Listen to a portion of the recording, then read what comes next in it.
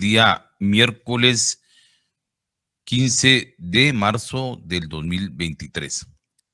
En esta oportunidad analizaremos el tema de distintos ordenamientos conductuales. Este tema del curso de Introducción al Derecho 1 trata de ilustrar que en nuestro medio existen dos tipos de ordenamientos que van a regular la conducta individual y colectiva del ser humano en sociedad. Una que es creada por el Estado bajo una organización política que se fundamenta en el derecho escrito, que se fundamenta en ese derecho constitucional del Estado, que es sistematizado, debidamente estructurado y jerarquizado en el orden de sus normas jurídicas, que basa su positividad en la coercibilidad, es decir, que sus normas jurídicas son impuestas aún en contra de la voluntad quienes va dirigida y en casos extremos puede usarse el uso de la fuerza para hacer cumplir con sus mandatos. Este derecho es bilateral, es exterior y sobre todo es heterónomo porque va a generar derechos y obligaciones a quienes va dirigida. La normatividad es el fundamento básico del derecho escrito, del derecho creado por el Estado, que es un derecho ampliamente desarrollado a través de los procedimientos legales y su asidero puede estar en las fuentes reales del derecho, que pueden ser hechos y actos jurídicos que se regulen, así como fenómenos sociales de carácter natural, político, económico, científico, tecnológico o socioeconómico, dependiendo la rama que se trate de regular para dirigir el comportamiento humano del hombre en sociedad. Este derecho escrito por el Estado es el derecho que impartimos la mayoría de unidades académicas de las facultades de Derecho, que es el derecho occidental. Este derecho está fundamentado en aspectos de carácter burocrático, se utiliza eminentemente el uso del papeleo, es engorroso y algunas veces sus plazos son tan largos que no permiten una pronta, en algunos casos, y cumplida administración de justicia y efectiva el cumplimiento de la ley. Y por el otro lado está un derecho que nace de la costumbre, de la práctica social, de aquellos usos y hábitos reiterados por la comunidad y era como obligatorias donde se ejercitan. Este derecho es consensual, es decir, que basa en el consenso de las personas, es oral, es decir, que se transmite en la forma verbal y también basa su positividad en la conciliación, en un avenimiento de las partes para llegar a un determinado acuerdo. También tiene como característica de este derecho que es económico, que tiene celeridad procesal, que es rápido en el cumplimiento de sus normas de conducta, además que tiende a neutralizar el factor idiomático y trata de equilibrar la equidad sobre procedimientos más equitativos y acordes a las comunidades en las cuales se aplica. Es un derecho prácticamente que es milenario y que se ha transmitido de generación en generación y que en algunos casos no se sabe cuándo surgió la norma de conducta basada en la costumbre, pero su positividad es tan grande que es practicado por diferentes comunidades en nuestro medio y también en otros países del mundo. Estos dos derechos, que son distintos ordenamientos conductuales, practicaremos en esta jornada y delimitaremos las características más importantes de cada una de ellas. Entremos a hablar nuevamente del tema de distintos ordenamientos conductuales y hablemos a continuación del derecho escrito, del derecho creado por el Estado, también derecho constitucional estatal. Todos sabemos que a través del desarrollo histórico del ser humano en sociedad, además de crear instrumentos, técnicas y sistemas que necesita, también en el transcurso del devenir humano ha creado normas y reglas de conducta para dirigir el comportamiento de esa sociedad en cualquier momento histórico determinado. y estas normas se basan en el procedimiento que han creado el propio derecho. Este derecho, que es sistematizado, es una exposición sintética de conceptos básicos generales para su doctrina, para su exposición y conocimiento. Hablo lógicamente del derecho. Y sabemos que contiene categorías filosóficas, porque cuando hablamos de las categorías filosóficas, de la origen y esencia del Estado de Derecho, conforme la concepción filosófica idealista y conforme la concepción filosófica materialista, vimos cómo en el transcurso de la evolución histórica de la sociedad se han creado normas de conducta a través de corrientes del pensamiento social y en las cuales en cada momento o periodo histórico se ha ido regulando esta conducta por parte de una organización estatal determinada para ejercer el poder que nosotros conocemos con el Estado. Y también este derecho se ha hecho acopio del análisis de otras ciencias auxiliares como ciencias sociales para su desarrollo y evolución. Partiendo del análisis del derecho creado por el Estado, a través de criterios analíticos y también descriptivos, vamos a conocer también la naturaleza y el origen de este derecho. Y se sabrá que este no agota las disposiciones frías y entre veces injustas en la aplicación de determinadas leyes. Se dice también que el derecho es un producto cultural, porque únicamente nace y evoluciona en el seno de la sociedad, donde recibe esta dinámica a través de su multiplicación o disminución de regulación de conductas humanas.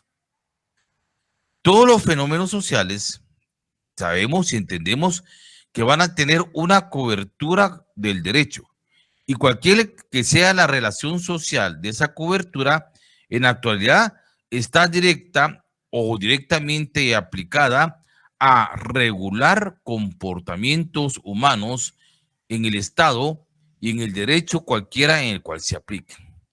De ahí existe una expresión y una frase muy común del profesor Abelardo Torre. Este profesor es de nacionalidad argentina y nos dice que todo lo jurídico es social y todo lo social es jurídica. Quiere decir que donde se establezcan relaciones humanas, donde se establezcan relaciones sociales en la cual intervenga el hombre, el ser humano, van a existir reglas de conducta. Y estas reglas de conducta que van a estar establecidas dentro de un Estado van a ser normas jurídicas, que es el sustento básico de lo que estructura el funcionamiento del derecho. En este procedimiento y devenir histórico del derecho, vamos a ir analizando cada uno de sus componentes y funcionamientos. Y llegaremos a una opinión básica y sencilla. ¿Qué es el derecho? De ello se han escrito diversas ideas y pensamientos complejos en el ámbito de enfocar el estudio no tanto de doctrinas jurídicas, sino también el desenvolvimiento científico del derecho a través de su evolución histórica. Llegamos a la conclusión que el derecho surge como una forma de regular, reitero, la conducta del ser humano en sociedad, y que esa sociedad que es administrada por el Estado la necesita básicamente para llegar y cumplir sus fines inherentemente a esta organización jurídica política que hemos manifestado. Con base a esa expresión generalizada y su sentido sistemático, metodológico, analizaremos tres definiciones de lo que se debe entender por el concepto del derecho. La primera ya es muy común y conocida por ustedes porque la utilizamos al definir el derecho en el primer tema de clase de origen de hombre, sociedad, Estado y derecho. Y en esa oportunidad indicamos que el derecho es un sistema coactivo de normas generadoras de autorizaciones y deberes que tienen por objeto ordenar de cierto modo la conducta de las personas o de los seres humanos dentro de las relaciones que establecen, tendientes a la satisfacción de sus necesidades, con el fin de mantener dicha organización y lograr los intereses allá inherentes. Esta definición es del tratadista guatemalteco Mario Alvarado Polanco.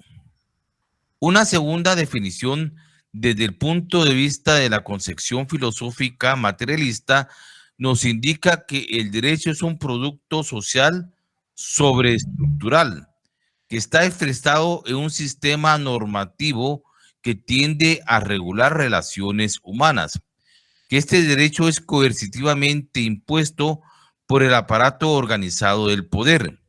Este aparato organizado del poder sabemos que es el Estado.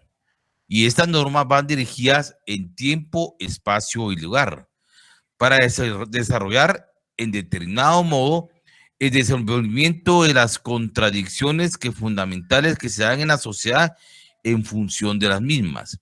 Esas contradicciones fundamentales que se dan en la sociedad misma es la división de las clases sociales en formas antagónicas. Esta definición de carácter materialista del derecho es de la tratadista Irma Virginia Montt Arriaga.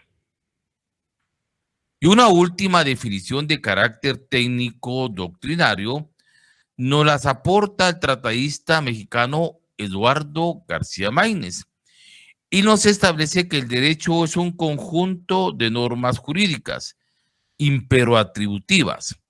Cuando escuchamos la palabra imperoatributiva es decir que confiere derechos y otorga obligaciones, que son impuestas por el Estado para regular la conducta externa del ser humano en sociedad y que de no cumplirse voluntariamente con esos mandatos puede hacerse efectivo su cumplimiento por el uso de la fuerza.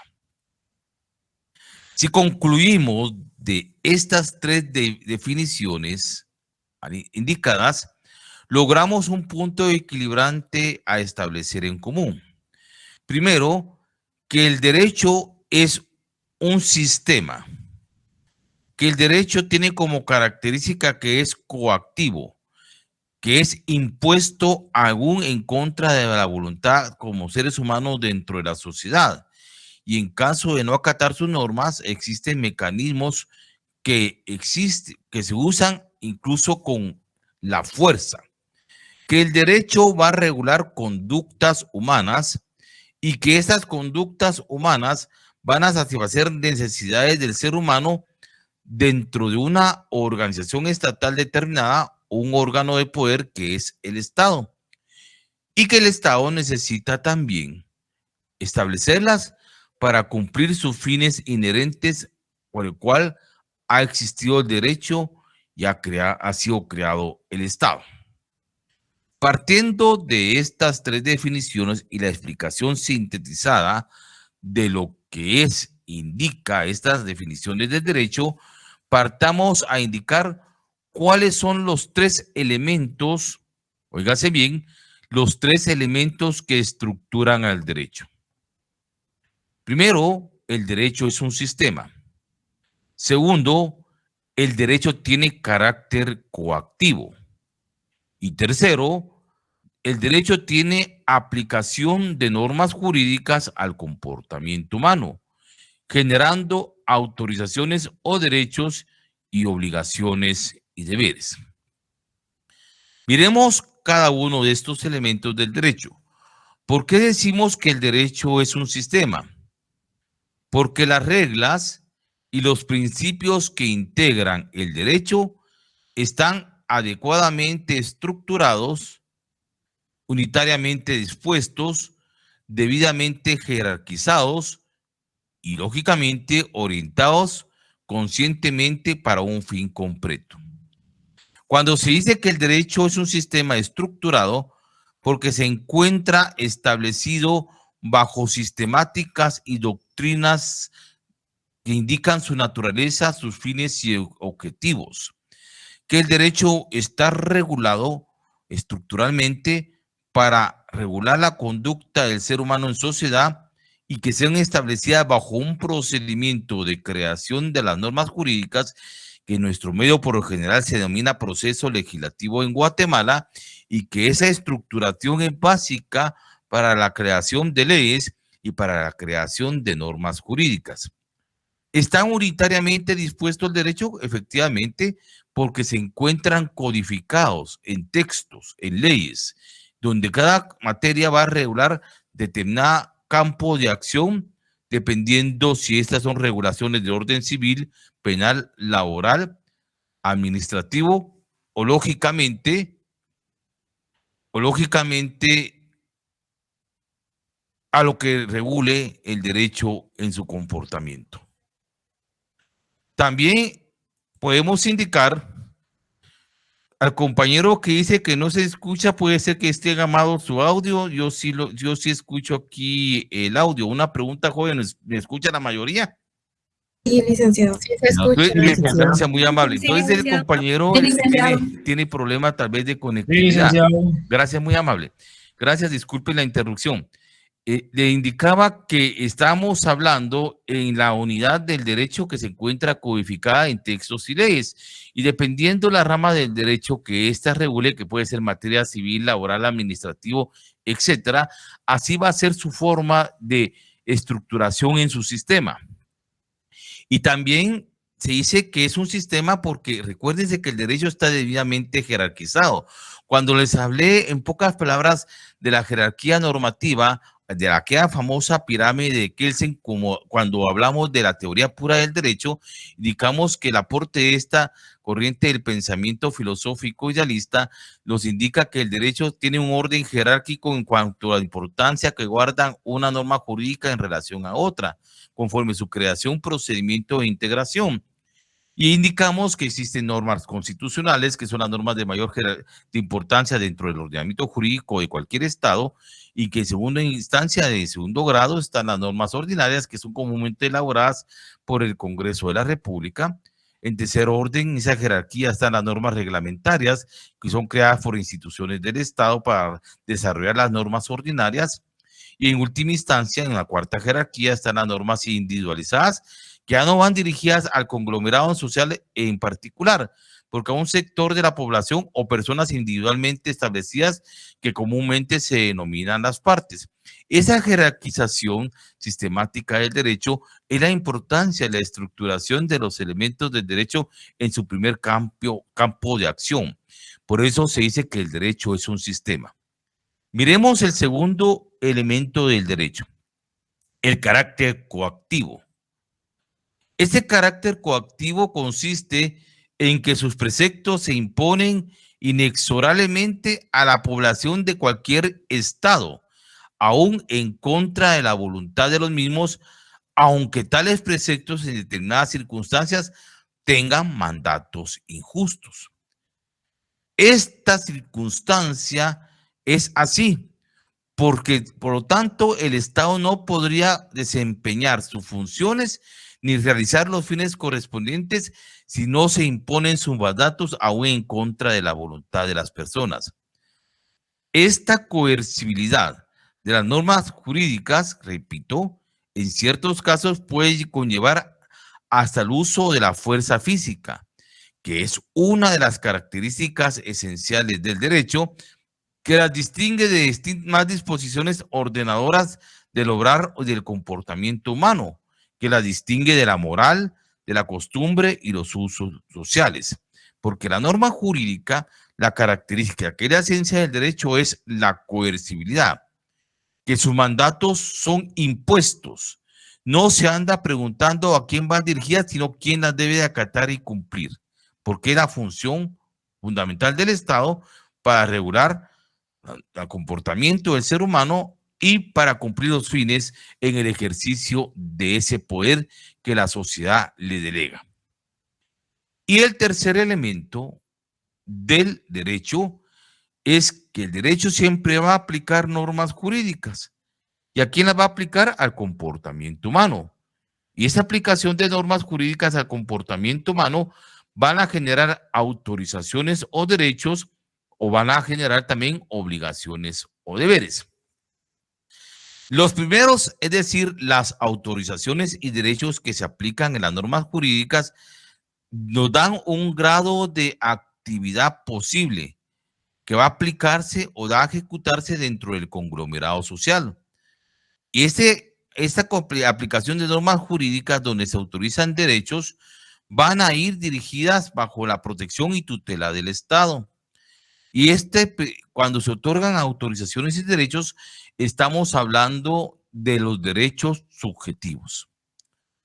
Cuando analicemos el tema de las acepciones de la palabra o del vocablo derecho, les voy a indicar que el derecho subjetivo es la facultad que todo ordenamiento jurídico tiene, que nos otorga a nosotros como seres humanos para que hagamos cumplir las normas jurídicas, las leyes y el derecho, para hacerlas cumplir, ejercitar nuestros propios derechos o simplemente no ejercitarlos, hacer o no hacer. Es una potestad del derecho subjetivo que el ordenamiento jurídico nos otorga. Pero también nos otorga esa potestad también de exigir a terceras personas el cumplimiento de sus deberes jurídicos, el cumplimiento de sus obligaciones. Y estos son nuestros derechos subjetivos, que lo que las normas jurídicas regulan en el comportamiento humano en primer grado, otorgando autorizaciones o derechos, son lo que se denominan derechos subjetivos de las personas. Y en el segundo plano de este elemento del derecho en la aplicación de las normas jurídicas son las obligaciones o deberes.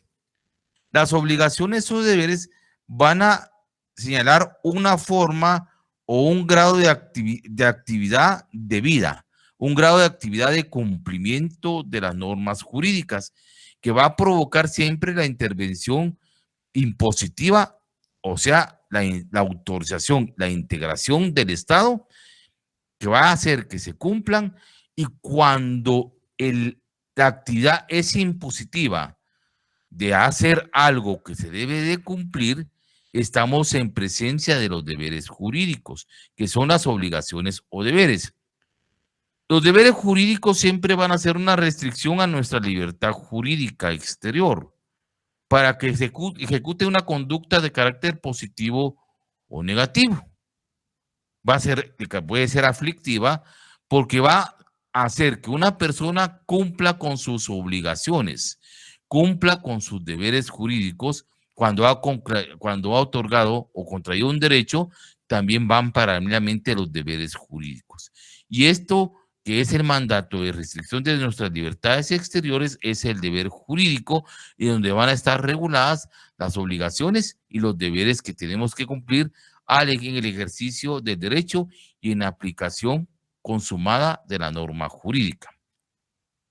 Recordemos, jóvenes, que el objeto del sistema coactivo de normas, que es el derecho, se centra, reitero, y lo he dicho muchas veces, en regular la conducta de los seres humanos dentro de las relaciones sociales que establecen, con lo cual se especifica una serie de aplicación del quehacer humano y el aspecto positivo en algunas veces de ejecutar una acción o el negativo de incurrir en algunos determinados casos en una omisión.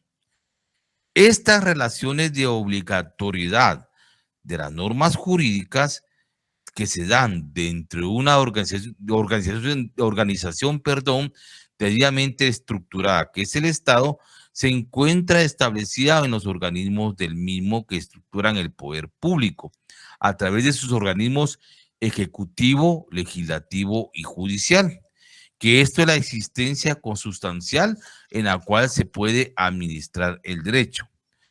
Estas estructuras y estos ordenamientos jurídicos con las que regulan el ordenamiento del comportamiento social del hombre en sociedad a través del derecho, a través de la aplicación de las normas jurídicas.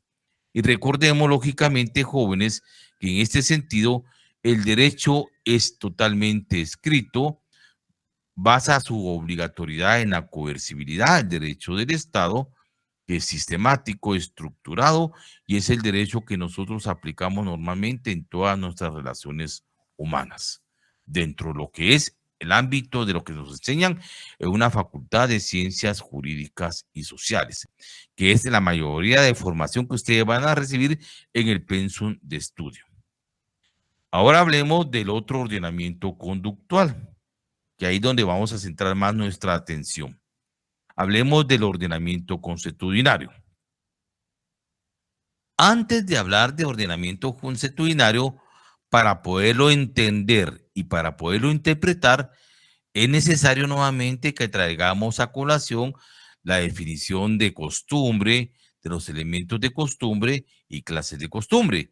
Lógicamente, esto ya lo vimos en una antesada cuando se analizaron las fuentes formales derivadas y vamos a reiterarla para poder encuadrar qué se debe entender por derecho consuetudinario. Y partamos nuevamente repasando la definición de costumbre. La costumbre, recordemos jóvenes, que es una norma de conducta que es nacida de la práctica social y considerada como obligatoria por la comunidad. El núcleo originario de la costumbre es el uso y la práctica social. Asimismo, la costumbre tiene dos elementos. El primero, que es el elemento objetivo, que en latín recibe el nombre de inveterata consuetudo, que consiste en la práctica constante de determinada conducta por parte de la comunidad. O sea, la práctica exterior de la conducta que se aplica para toda la comunidad con una norma de observancia obligatoria, que constituye su elemento objetivo, o sea, práctica inveterata consuetudo. El segundo elemento de la costumbre es el elemento subjetivo. En latín recibe el nombre de opinio juris necessitatis. Esta opinio juris necessitatis, que es el elemento subjetivo de la costumbre, también se recibe el nombre de elemento psíquico, que consiste en la creencia que determinado hábito, uso o costumbre es obligatoria como norma de conducta. Es decir, cuando esa norma en nuestro interior, en nuestra psiquis, en nuestro pensamiento, consideramos y deducimos que ese hábito, ese uso, esa práctica social es obligatoria para mantener la convivencia pacífica dentro de una comunidad y es necesaria practicarla aquí internamente, estamos en presencia de nuestro elemento subjetivo, el elemento psíquico. Y cuando lo manifestamos al conglomerado social y se exterioriza, este elemento psíquico pasa a ser el elemento objetivo de la costumbre, que es el elemento inveterata consuetudo. Hablemos a continuación también de las clases de costumbre. También habíamos manifestado en su anterioridad que existen tres clases de costumbre. Estas serán costumbre delegante, costumbre delegada y costumbre derogatoria. La costumbre delegante, recordemos, es cuando se autoriza a determinada autoridad a recopilar y a crear derecho escrito. Es decir, que la costumbre va a ser siempre superior a la ley. Que esta costumbre se da en aquellos países como que en la cual la fuente formal originaria de la creación de su derecho es en base a la costumbre, comúnmente en los países de habla inglesa, es decir, cuyo idioma oficial es el inglés. Estados Unidos de América, por ejemplo, gran parte de Canadá y todos aquellos países indiqué que pertenecieron o forman parte de la Mancomunidad Británica de Naciones, que fueron colonias o siguen siendo colonias del Reino Unido de Inglaterra e Irlanda del Norte. La otra clase de costumbre es la costumbre delegada. Se dice que hay costumbre delegada cuando la norma jurídica y la ley están en un primer plano y se aplica la costumbre subsidiariamente en ausencia de ley o normas jurídicas. Quiere decir que la ley es superior a la costumbre, por eso se llama delegada. Y en ausencia de aplicación de norma jurídica a un caso concreto, en ausencia de aplicación de la ley en un caso concreto, la ley faculta para que se aplique subsidiariamente la costumbre para solucionar el caso puesto ante la autoridad a su conocimiento. Este tipo de costumbre delegada es la única que reconoce oficialmente y autoriza el ordenamiento jurídico guatemalteco para su aplicación. Y por último tenemos la costumbre derogatoria. ¿En qué momento existe costumbre derogatoria? Cuando la costumbre tiene tal fuerza, tal efectividad, tal imperio, que aún existiendo la ley, se aplica en primer lugar la costumbre, es decir, que a la ley queda abrogada. No se aplica, deja de surtir efectos. Aquí estamos en presencia de la costumbre derogatoria. Explicando ya todo esto de la costumbre, elementos y clases, entremos de lleno al ordenamiento consuetudinario. El ordenamiento consuetudinario también se le conoce como nombre de derecho consuetudinario, derecho comunal, derecho paralelo, derecho alternativo, costumbre jurídica comunal, derecho indígena, derecho costumbrista, etcétera. Todos estos términos o denominaciones con los cuales se le conoce al ordenamiento consuetudinario o derecho consuetudinario es lo mismo. ¿En qué consiste este derecho consuetudinario? Este derecho, como hemos visto, tiene su fundamento y base en la costumbre, y el órgano sancionador y legislador va a ser la propia comunidad donde se dan los casos. Por lo tanto, puede ser más efectivo la aplicación de la costumbre en aquellas comunidades, en aquellas sociedades donde existe una forma de ordenación y regulación social de la conducta de sus habitantes en determinada comunidad. Este derecho consuetudinario, recordemos que se basa en la base de la definición de la costumbre y se fundamenta también en lo que es la base definitivamente de lo que es el derecho consuetudinario. Este fundamento básico del derecho consuetudinario nos indica definitivamente que estos elementos que estructuran a la costumbre, estos elementos que nos van a establecer toda esta importancia de la misma, nos van a regular comportamientos humanos y es en las cuales se fundamenta básicamente el derecho consuetudinario. Una de las primeras consideraciones que tenemos que tener presente es la forma exterior y la forma subjetiva en la cual se va a aplicar la costumbre en nuestras comunidades indígenas. Estas condiciones permiten entender la forma en que la colectividad va a aplicar las normas como formas jurídicas, como formas de carácter normativo obligatorios en sus comunidades. En las comunidades étnicas en Guatemala, jóvenes, la costumbre jurídica juega un papel fundamental y es un resorte esencial de la dinámica en la cual se expresan esos procesos colectivos de creación de normas basadas en la práctica, en el hábito o en el uso local de las comunidades, que van interlazadas a través de la tradición y la experiencia, a través del consenso comunitario que va a otorgar la vigencia de la norma. Recordemos que existen normas tan ancestrales que se han transmitido en forma verbal de generación en generación, que pueden ser hasta normas de conducta milenarias, que no sabe cuándo comenzaron y cuándo surgieron, pero ha sido el resorte y la dinámica para establecer la identidad cultural de una sociedad.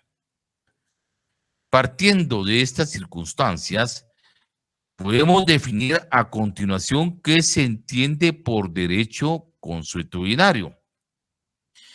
El derecho consuetudinario es aquel que va a aplicar justicia con base a las costumbres de una comunidad, las cuales adquieren un valor jurídico y cuyos legisladores y sancionadores van a ser los miembros de la propia comunidad o colectividad donde se dan los casos. Reitero, el derecho consuetudinario se define como aquel que va a aplicar justicia con base a las costumbres de una comunidad, cuyo órgano sancionador y legislador van a ser los mismos miembros de la comunidad o colectividad donde se van a dar los casos. Esta fuerza de la costumbre, reitero, en nuestras comunidades indígenas tiene raigambre de carácter precolombino, aunque cuando llegaron los conquistadores implicó lógicamente la implantación de un sistema con valores y mecanismos ajenos a los dominados, estos no se dieron ante los terribles medios de represión que emplearon los conquistadores para establecer un régimen de carácter colonial y la implantación de una religión y una lengua oficial como el español. Bajo todas esas circunstancias de carácter sociológico que se dieron con la conquista, esos hábitos, esas costumbres se mantuvieron siempre aferrados a nuestras comunidades indígenas y todavía hasta el día de hoy forman parte de su legado ancestral. Bajo esas circunstancias que hemos analizado, estamos aquí en presencia de una situación dicotómica, es decir, de una situación de mucha contraste y contradicción, que está formada por dos sectores, de cierto modo, que pueden ser de sectores antagónicos, que van a estar siempre en conflicto. Por un lado, vamos a tener presente al derecho constitucional oficial, el creado por el Estado. Ese derecho escrito, que es un derecho vigente, que basa su positividad en la coercibilidad y tiene como una característica notoria la aplicación de la fuerza ante el quebrantamiento de la norma jurídica y cuyos mecanismos entre veces requieren una resolución indescriptible, engorrosa del cumplimiento de sus trámites y su papeleo.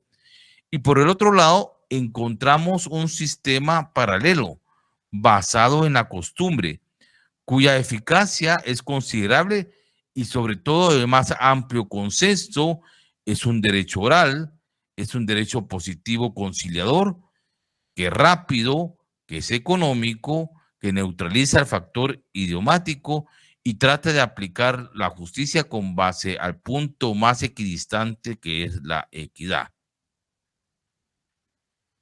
¿Qué características tenemos que tener presentes para identificar al derecho consuetudinario?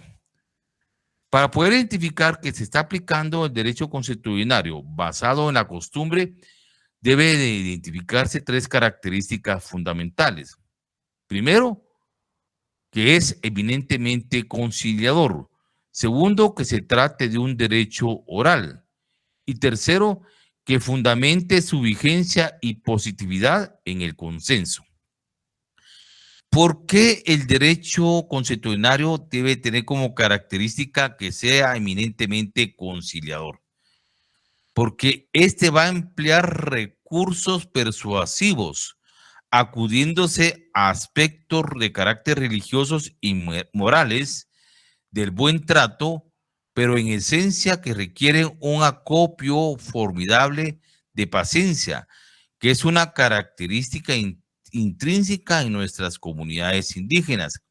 Y esto juega un papel fundamental en el avenimiento, acuerdo o anuencia de las partes en conflicto. Una segunda característica del derecho consuetudinario es que es un derecho oral. Desde el momento, jóvenes, en que se plantea la conciliación y la controversia hasta la disolución o terminación de la misma, se hace uso de la palabra, del recurso oral. Esto va a evitar engorrosos trámites, disertaciones y formalidades escritas que tanto retrasan los procesos en la vía del derecho oficial en nuestro medio. Es inmediato y práctico. La tercera característica del derecho consuetudinario es que fundamenta su vigencia y positividad en el consenso. Eso se basa en la observancia del convencimiento colectivo de acatar la norma con una mejor preservación de la cohesión y la convivencia pacífica de la sociedad. Todo tiene que ser de mutuo acuerdo y que tiene que ser avalado por todos los miembros de la comunidad. Y por último, analicemos estas ventajas del derecho consuetudinario, que las podemos sintetizar en 4, que son celeridad procesal, economía, neutraliza el factor idiomático y es mayor equidad. ¿Por qué el derecho consuetudinario tiene como ventaja la celeridad procesal? Al hablar de celeridad procesal estamos hablando que es rápido, eficaz e inmediato. En este se eliminan todos aquellos requisitos y formalidades que son un obstáculo, un escollo en el derecho oficial como el nuestro. Las conciliaciones se agotan generalmente en una audiencia o en cuanto mucho en 2 audiencias. Esto va a evitar expedientes burocráticos y exacciones ilegales, es decir, cobros indebidos que comúnmente conocemos como mordidas. La ventaja del derecho consuetudinario consiste en su economía. Con el uso de citaciones orales en la propia comunidad y el trabajo ad honorem del conciliador, quiere decir que trabaja en forma gratuita en beneficio de la comunidad, no cobra ningún centavo, va a ahorrar cantidades significativas de dinero.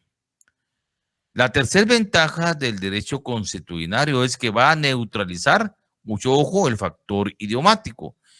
En todas las conciliaciones del derecho consuetudinario se usa el idioma propio de los interesados y con ello se va a evitar los problemas de comunicación o errores de la barrera idiomática en su interpretación y el riesgo de una deformada o interesada forma de indicar los casos en la forma en que se interpretan. Tiene que ser con la misma idioma, lenguaje de la etnia o del grupo indígena al cual se aplica. Y por último, el derecho consuetudinario tiene mayor equidad. Este va a evitar el racismo y el etnocentrismo. Por lo tanto, las resoluciones que se emitan pueden dejar acorde y establecer el precepto de justicia más acorde a la etnia a la que pertenecen los afectados, evitando cualquier tipo de prejuicio o parcialidad en una resolución. Con base a estas circunstancias del derecho consuetudinario, vamos a establecer que en la Constitución Política de la República de Guatemala, del artículo 66 al 70, se tiene regulado esta parte de la práctica del derecho consuetudinario que está a un rango también de nivel constitucional. Y vamos a hablar de los artículos más importantes. Esta sección tercera habla de las comunidades indígenas. El artículo 66 de la Constitución establece lo siguiente: protección a grupos étnicos. Guatemala está formada por diversos grupos étnicos en los que figuran los grupos indígenas de ascendencia maya. El Estado reconoce, respeta y promueve sus formas de vida, costumbres, tradiciones, forma de organización social, que es el derecho consuetudinario, el uso del traje indígena de hombres, mujeres, idiomas y dialectos. El artículo 67 indica protección a las tierras y a las cooperativas agrícolas indígenas.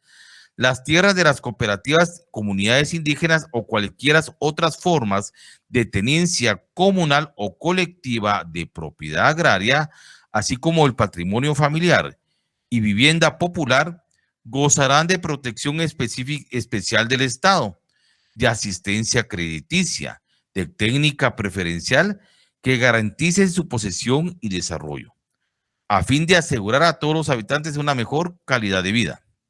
Las comunidades indígenas y otras que tengan tierras que históricamente les pertenecen y que tradicionalmente han administrado en forma especial mantendrán este sistema. El artículo 70 nos habla de una ley específica que regulará lo relativo a materias de los derechos de las comunidades indígenas. En este aspecto, jóvenes, de una ley que va a regular este aspecto de las comunidades indígenas, se suscribió cuando se firmó el acuerdo de paz entre la guerrilla y el Estado de Guatemala en el año 26 de diciembre de 1966. Y en el marco constitucional de las comunidades indígenas, que establece el artículo 66 al 70, se estableció el acuerdo sobre identidad y derechos de los pueblos indígenas y el derecho consuetudinario, que son productos de los acuerdos de paz, que actualmente es una ley ordinaria creada por el Congreso que trata de regular y establecer estos derechos de la Organización Estatal Especial de los Indígenas en su derecho consuetudinario. Y vamos a ver a continuación algunos ejemplos que se han recopilado sobre algunas prácticas del derecho consuetudinario en nuestro medio. Lógicamente existen diversas, cada comunidad indígena tiene una forma de regular su comportamiento con base a su aplicación. Traeremos a colación algunas de derecho civil y penal. En el derecho civil se ha recopilado en gran parte lo que es el matrimonio. El matrimonio en las comunidades indígenas es concertado por representantes de los novios, tomando del varón la iniciativa. El novio costea la fiesta y compromiso o casamiento, y si media pago, corre por su cuenta. Hay comunidades en las cuales los matrimonios son dispuestos por los padres sin que medie consulta con los hijos. Sin embargo, en general no hay matrimonios preferentes con base a pautas establecidas ni evitaciones matrimoniales. La regla marital ordinaria es la monogamia, pero el concubinato es aceptado en la costumbre, aunque sin reconocimiento formal. Las reglas de residencia después del matrimonio no son rígidas, pero tienden a ser patrilocales, o sea, patriarcales de la localidad. Las familias compuestas o extendidas en las cuales viven dos o más generaciones unidas por la misma línea masculina son frecuentes. En el ámbito del derecho penal, mire algo muy importante. Un estudio que data de hace más de varias décadas, pero cuyos resultados continúan siendo válidos, demostró ese estudio la alta incidencia de procesos y sentencias penales por la comisión de delitos tales como la fabricación de alcohol clandestino, el hurto de leña o el contrabando, acciones que poseen significación delictiva o criminal conforme a nuestro derecho estatal, pero conforme a las normas consuetudinarias de los indígenas, es parte de su sentido práctico de posesión comunitaria de la tierra, muy distinto como lo vemos en nuestro derecho escrito. Y esta concepción de propiedad privada difiere mucho a la propiedad comunal de los indígenas que poseen estos grupos. Recordemos que las comunidades indígenas tienen necesidad de proveerse de medios de combustión para preparar alimentos en esta situación donde se desconoce que no se tiene acceso a otros medios. En parte, prácticamente tienen que cortar la leña como una tradición común. Ahora, en el caso del alcohol, que es el alcohol clandestino, el alcohol que fabrican las comunidades indígenas, esta cumple funciones de tipo ceremonial y litúrgico para las prácticas de celebraciones religiosas. Por otro lado, para los pobladores de las regiones fronterizas, el intercambio de bienes, servicios y productos forma parte de las tradiciones socioculturales, así como las relaciones de amistad y de parentesco, que carece por lo tanto de la significación del contrabando, porque eso se practica constantemente como una tradición entre las comunidades indígenas. Otro ejemplo es lo relativo al rapto de la novia en las comunidades indígenas, hecho que se produce como antecedente al matrimonio cuando el pretendiente carece de medios económicos para proporcionar los regalos que se deben entregar conforme a la costumbre.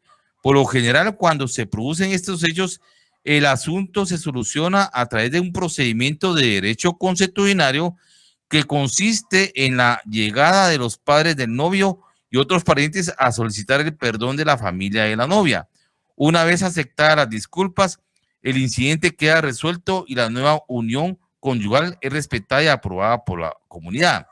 Sin embargo, en nuestro derecho estatal escrito penal, el artículo 182 tipifica el delito de impacto impropio, que esto puede ser sancionado con prisión de 6 meses a 1 año, y que este delito se castiga con la relativa frecuencia en el medio rural guatemalteco, como lo demuestran las estadísticas que se establecieron en este estudio.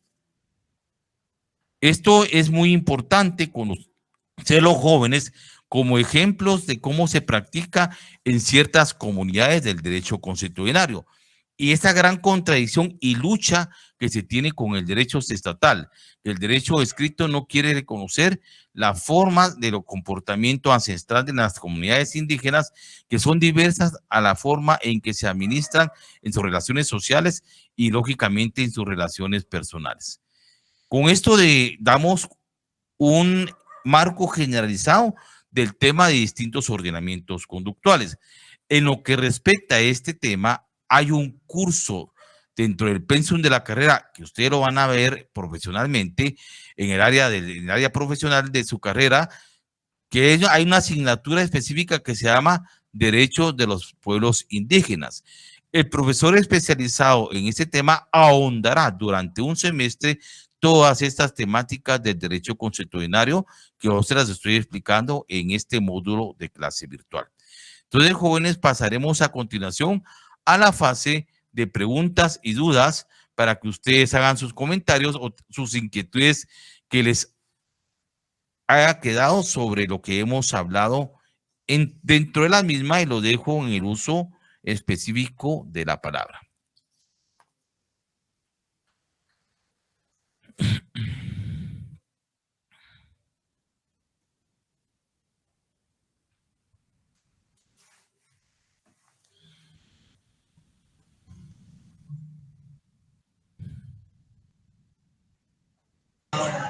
Licenciado, buenas noches. Buenas noches, buenas tardes, Claudia, a sus órdenes. Gracias. Este tema que usted acaba de indicarnos también entra en el examen. Perdón, Claudia. El tema que usted acaba de explicar también va a entrar en el examen. No, Claudia. Estos temas, miren, les indico, yo he mandado varias informaciones, ya sean Claro de ustedes y en WhatsApp, de los temas a evaluar para el examen del día de mañana. Los temas que vamos a evaluar para el primer examen parcial, que es el día de mañana, 16 de marzo, son los temas de la primera unidad, que es Hombre, Sociedad, Estado y Derecho.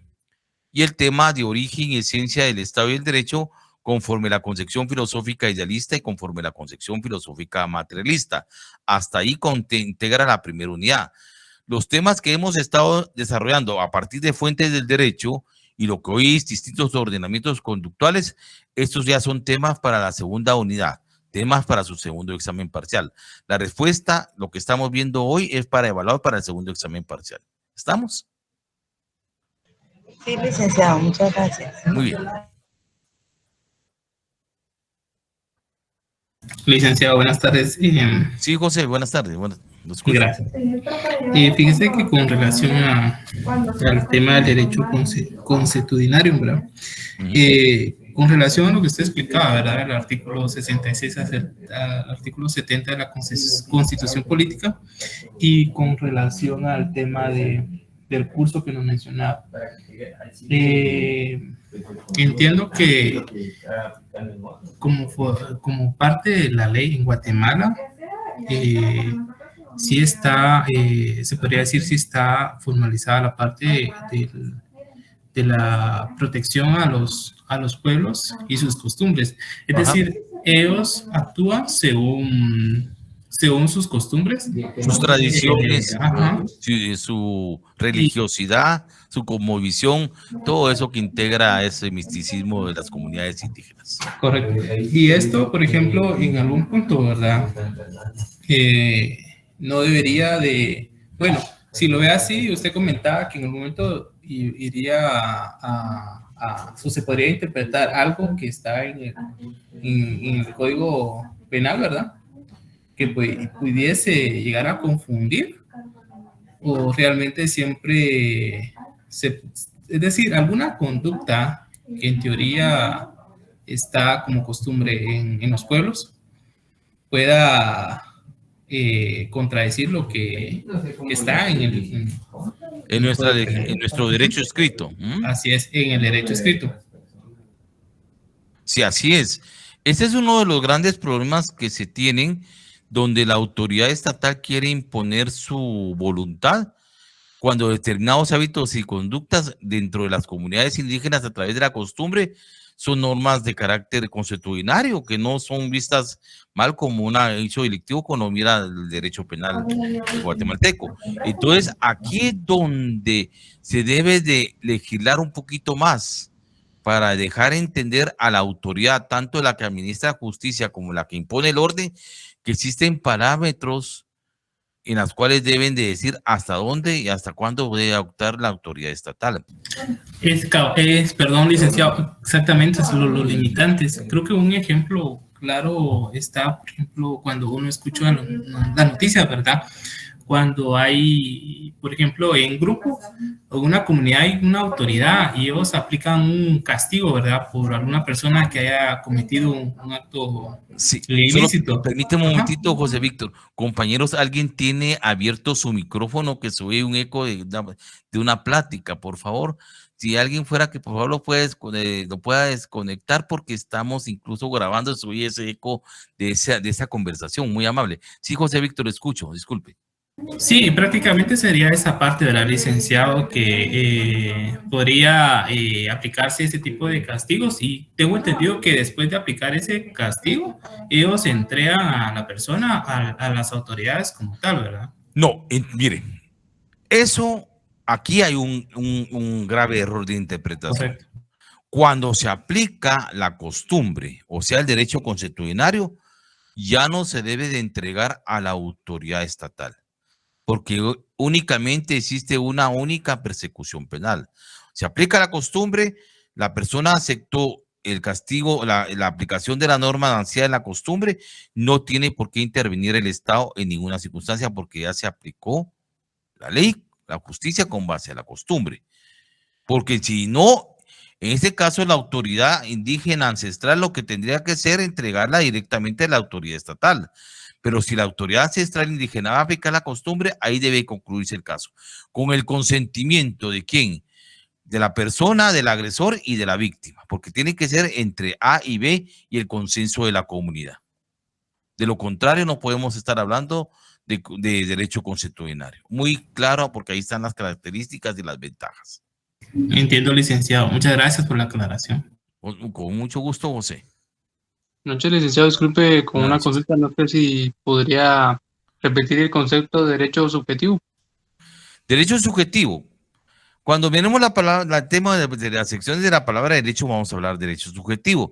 Y dije que el derecho subjetivo es la facultad que el derecho objetivo, o sea, el ordenamiento jurídico, le otorga a una persona para hacer o no hacer algo, o exigir el cumplimiento de un deber o una obligación a otra tercera persona. Los derechos subjetivos son los derechos que el ordenamiento jurídico nos otorga a nosotros como seres humanos, como personas, como sujetos. De ahí viene la palabra subjetivo, sujeto, subjetivo. Quiere decir que el derecho va a regular autorizaciones, nos va a otorgar facultades, potestades para que hagamos uso de la ley, para que hagamos uso de las normas jurídicas a nuestros intereses. En algunos casos, abstenernos de hacerlo y no hacer ejercicio de ese derecho. Y en otros casos, también nos da la potestad de exigir a otras personas o terceras personas el cumplimiento de sus deberes jurídicos, el cumplimiento de sus obligaciones jurídicas. Esos son en el ámbito de lo que se denomina derechos subjetivos. Gracias, licenciado. Muy bien, Carlos.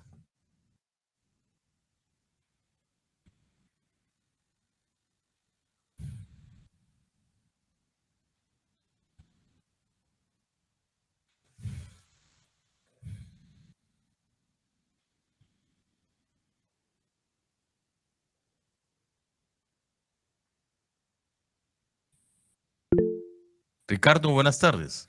Buenas tardes a todos. Sí, yo solo como Una Sí, Ricardo. consulta. Yo recuerdo haber leído hace algún tiempo o visto noticias sobre como un permiso para, bueno, permiso o autorización, entre comillas, para contraer matrimonio, que de hecho en el caso de las mujeres era a partir de 16 años y el de los hombres a los 18. Pero también recuerdo que hace, creo que 2 o 1 año o hace poco, se hace como una especie de reforma a esa ley y ya lo suben un poquito de edad, creo que queda como entre 21 y 24 respectivamente. Pero mi La consulta mayoría de es, edad dice nuestro Código Civil, 18 ajá, años, pero eso sería desde el punto de vista del de derecho derecho de estatal. costumbre o desde No, el del derecho de... derecho estatal, del derecho civil del Estado. Ese porque a los 18 años usted adquiere su capacidad de ejercicio, la capacidad para ejercer por usted mismo sus propios derechos y obligaciones. Ese es en el derecho civil, el artículo 8 del Código Civil guatemalteco. Pero ¿qué pasa en las comunidades indígenas? Recuerde que dice que se ha analizado de que incluso de nacimiento hacen los acuerdos matrimoniales en algunos casos y debe de cumplirse con la costumbre de la comunidad. Y ese es uno de los grandes problemas que se enfrenta costumbre versus derecho Estado, costumbre versus derechos humanos. Porque si los derechos humanos hablan sobre prácticamente de la igualdad, del principio de reciprocidad, de protección a la vida, a la integridad física de las personas, que son normas lógicamente creadas por organizaciones internacionales donde existe una estructura de Estado, en donde están los derechos de las comunidades indígenas ahí representados, cuando pueden llegar a chocar con ciertos principios y postulados de los derechos humanos. Hay una gran dicotomía, una gran contradicción y antagónica en esos aspectos. ¿En dónde si los derechos humanos pueden intervenir en esos casos en aplicación de la costumbre? Hay un choque totalmente de carácter cultural y de aplicación de normatividad.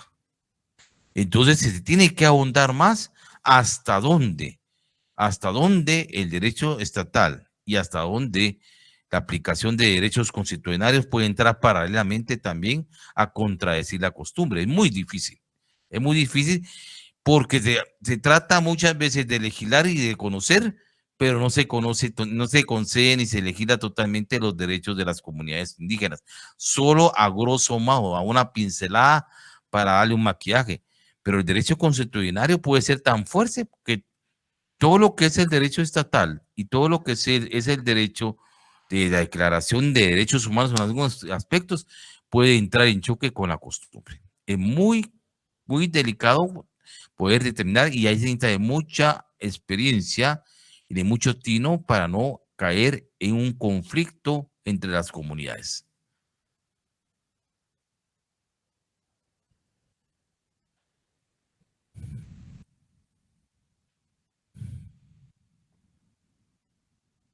Gracias, licenciado. Ya me orientó bastante con eso.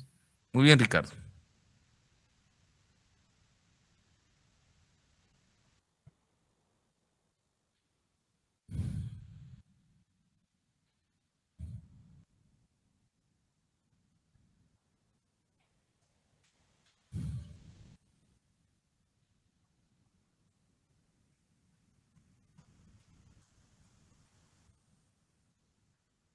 Muy bien, mientras alguien pregunta, les informo.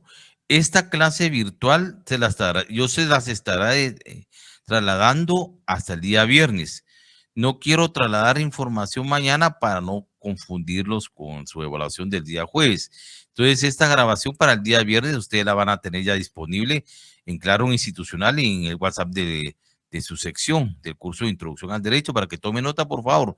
Si el día de mañana no se la trasladó, es porque esa circunstancia se la pienso trasladar para grabar el día viernes, para no confundirlos. Muchas gracias, licenciado. Y el día de mañana, nuevamente les vamos a mandar un instructivo previo a su examen con 2 o 3 horas de antelación para que revisen su dispositivo, para darle una forma como usted debe de comportarse, contestar su examen, para que ustedes lo lean cómo deben de ustedes de ingresar ingresar a su plataforma, si están utilizando una computadora, cómo lo debe de ser, si están utilizando un móvil, una tablet o otro mecanismo paralelo, cómo usted lo debe hacer para que no se va a confundir. El acceso es solo dar clic si usa computadora o apachar con su dedito, si es móvil o tablets, donde aparezca el enlace para que usted entre directamente a su prueba. Y estas instrucciones las vamos a mandar y siempre estén 5 minutos antes de las 6 conectados para que ustedes reciban su enlace directo cuando se les envíen, por favor. ¿Estamos? Sí, licenciado. Sí, licenciado. Licenciado, gracias. Bien. ¿Alguien más que desee preguntar?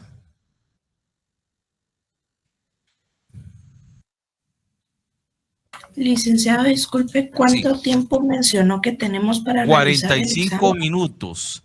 En la prueba dice también el tiempo de que dura la prueba, el examen. Muchas gracias. Para servir, Luisa.